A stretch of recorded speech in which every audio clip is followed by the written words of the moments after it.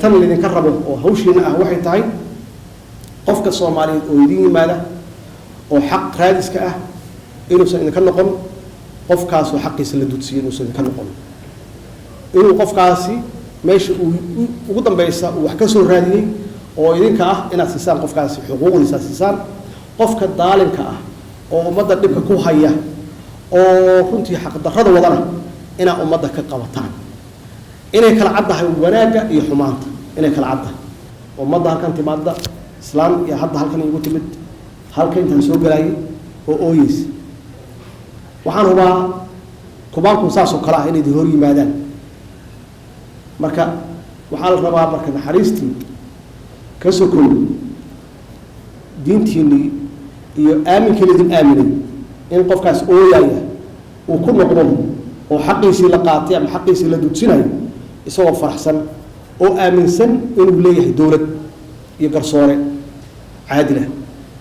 anu waxaan ka ballan qaadayaa inaan garab taaganahay waxaan ka ballan qaadayaa inaan la shaqeeyo idinkana waxaa idinka rabaa ummadda Soomaaliyeed markay inay proud idinku noqoto idinku hanweynaato oo markay ay meeshaan yimaadaan qalbigu u degan yahay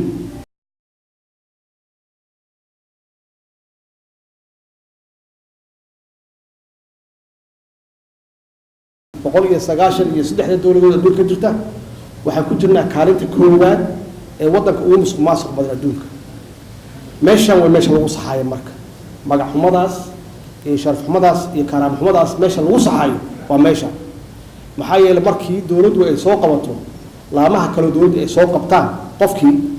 ay idin hor keenaan waxaa la rabaa qofkaasi hadduu yahay qof wanaagsanna inaad ku caddaysaan qof wanaagsan yahay hadduu yahay qof xunna aad ku caddaysaan qof xun inuu yahay ummadana laga qabto waxyaabaha marka nalagu dhaliilo oo la yiraahdo dawladda Soomaaliyeed waa dawladda adduunka ugu xun waxa weeye ama waxa wanaajin kara oo la qurxin kara waa cadaaladda waxa nafool xumeyn kara adduunka aan uga takornaan karnana dad islaana nahay dad islaana la leeyahay waa tuugo wax fiican ma aha dad islaana nahay aqoon islaan leh dhaqan fiican oo Soomaaliyeed leh meesha loo baahan yahay in laga soxo waa halkan ummadda Soomaaliyeed idinka u maqan haddii wanaagsan dalkan wanaagsanaadana idinka wanaajiyay haddii dalkaanu sii xumaadana idinka qayb weyn ka ah inuu xumaado laakiin annaga madaxweyne ka ahaan iyo xukuumad ahaanba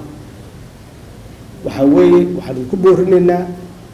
hawshaas aad leedihiin aan ladinka soo fargelin sida ilaahay idinku og yahay aad u qabataan oo ku dhisan cadaalad